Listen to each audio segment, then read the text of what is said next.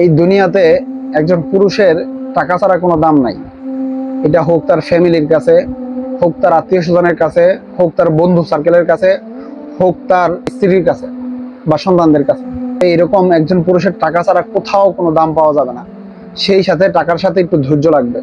কিরকম ধৈর্য? তার পরিবার, তার সন্তান, তার বাবা মা, তার বন্ধু সার্কেল সব জায়গায় সে মানায় চলার জন্য একজন পুরুষের সবচেয়ে বড় দামি হাতিয়ার হলো ধৈর্য। ধৈর্য তার থাকতেই হবে।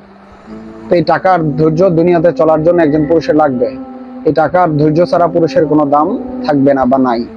এরকম একজন নারীর জন্য সে নিজেকে, তার পরিবার পরিজনকে, তার স্বামীকে, তার সন্তানদেরকে, তার শ্বশুর শাশুড়িকে, আবার অপরপক্ষে তার বাবা মাকে, সবাইকে সবার মতো খুশি রাখার জন্যে, সবাইকে সবার মতো সাজায় গোছায় রাখার জন্যে একজন নারীর যে গুণ, যে নম্রতা বা যে সৌন্দর্য, এটা তার লাগবে। এইটা ছাড়া একজন নারীর দুনিয়াতে তার কোনো দাম নাই।